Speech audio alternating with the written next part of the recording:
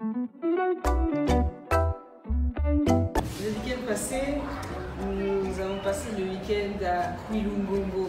J'avais entendu parler depuis très longtemps de l'endroit, mais j'avais encore jamais eu l'occasion de le visiter. On a pu y aller en train. Donc le train, c'est quelque chose, c'est un service qui a été réouvert il n'y a pas si longtemps. On a dû se rendre à la gare aux alentours de 7 h du matin. On a acheté des billets de première classe qui sont au final pas si chers. Ça nous a coûté à peu près 20 000 francs congolais. Et on est arrivé à la gare, on a acheté des billets.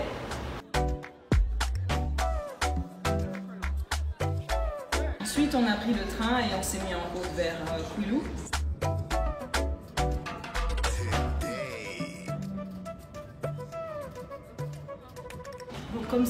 Comme il était 7 h 30 du matin, la plupart de nous n'avaient pas pris leur petit déjeuner, mais il y a le petit déjeuner qui est compris en fait dans le billet première classe. Petit déj dans le train, direction Kouilou. Pour ceux qui s'ennuient dans le train, ils ont la possibilité d'aller au wagon bar. C'est un vrai bar, c'est presque comme une des terrasses qu'on peut trouver à Bandal. C'est bien, c'est intéressant aussi. Il y a quelques haltes jusqu'à Kouilou. On s'arrête à Kisantu notamment. Donc c'est pas mal de voir aussi les différentes petites gares qui sont entre Kinshasa et Kouilou.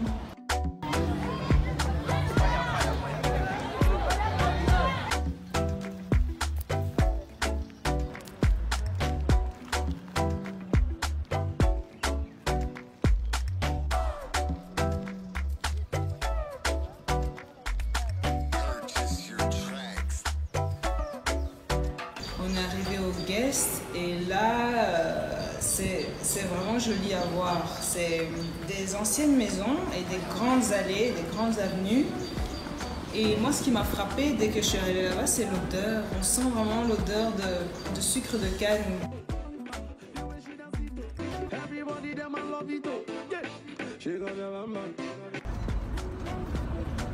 Il y a un monsieur qui est de la région qui nous a indiqué le chemin pour arriver aux grottes. On était accompagné du staff du guest house et sur le chemin, on a récupéré un monsieur qui connaît très bien la région. Donc il connaissait très bien le chemin pour arriver aux grottes. Il nous a indiqué entre des plantations de canne à sucre la route pour accéder aux grottes. Et alors, la première impression quand on voit la première grotte, c'est vraiment waouh! C'est trop beau. Une grande surprise parce qu'on ne s'attend pas à voir ce type de grotte vraiment au détour d'une plantation de canne à sucre. C'est vraiment jusqu'au dernier moment, on marche entre les plantes, entre les arbres et tout d'un coup on voit l'entrée d'une grotte comme ça. Et puis quand on entre dans la grotte, c'est vraiment impressionnant parce que la première grotte était vraiment immense. Quelle odeur! On dirait l'arbre de... Oh, mais tout de suite après, on s'est rendu vers la deuxième grotte. Il y avait aussi de l'eau et il y avait de l'autre côté un trou qui avait été percé par les hommes. Et les gens qui nous ont accompagnés nous ont dit que ça datait vraiment de l'époque préhistorique. On nous amène à une troisième grotte. L'entrée de la grotte est cachée par des racines d'un arbre qui descendent et qui cachent l'entrée de la grotte. Donc c'est encore une fois une surprise. On passe derrière les racines de cet arbre et on descend dans une grotte. Et là, c'est une grotte, carrément un bassin en fait. Donc il y a certains d'entre nous qui se sont mis à nager. On avait la possibilité de nager dans cette grotte et il y avait même des poissons. Donc c'était assez impressionnant en fait. Notre guide nous a emmenés à une autre entrée. On a suivi un des couloirs en se penchant. On était tous pliés en deux. Et arrivé au bout, et il y avait aussi une superbe vue sur une espèce d'étang qui était là, et sur la nature et les plantations. la végétation qu'il y avait autour de cette grotte. Ouais.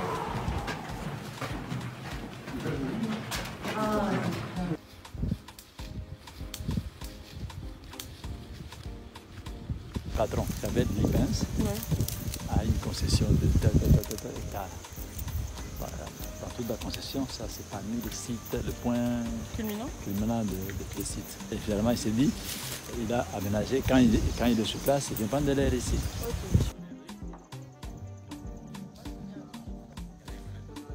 Okay. On avait encore l'occasion de faire une visite et on nous a proposé de visiter la rhumerie. Bon, moi j'étais très curieuse de voir la façon dont le rhum Quilou était fabriqué. Chez nous ici, nous faisons du rhum industriel, c'est-à-dire la fermentation de la mélasse qui était un résidu de l'usine de sucre. On fermente la mélasse à la distillerie, à l'intérieur là-bas. Okay. Et on arrive à produire 3 types d'alcool, l'alcool bon goût, l'alcool mauvais goût et l'alcool surfin. Et ici on fait le mélange. J'ai mon caramel. Okay. C'est du caramel fermenté. C'est l'arôme. Wow, c'est fort. Ouais. Ça sent bon. Ça c'est l'arôme from. C'est une petite unité de fabrication où il nous a expliqué la façon dont il nettoyait les bouteilles. Pour 1 cube par jour, il avait une production de 1600 bouteilles. Ils sont 6 à travailler dans cette petite unité de production. Il nous a expliqué comment il vérifiait les éléments en suspension dans le rhum avec les différentes lumières et les différents fonds, le blanc et le noir. Il nous a expliqué également comment les étiquettes étaient collées sur les bouteilles.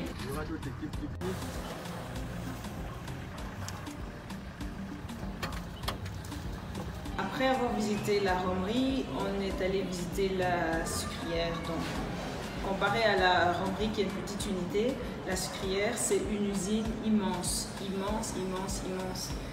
On est entré par un côté de l'usine et on voit ces machines gigantesques qui transforment ces cannes à sucre en sucre au final.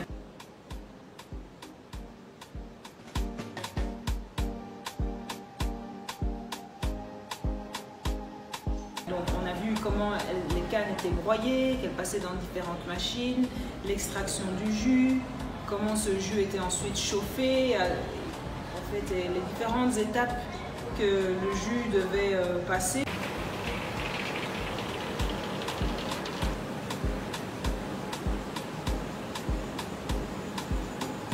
Pour finalement être cristallisé et transformé en sucre, quoi.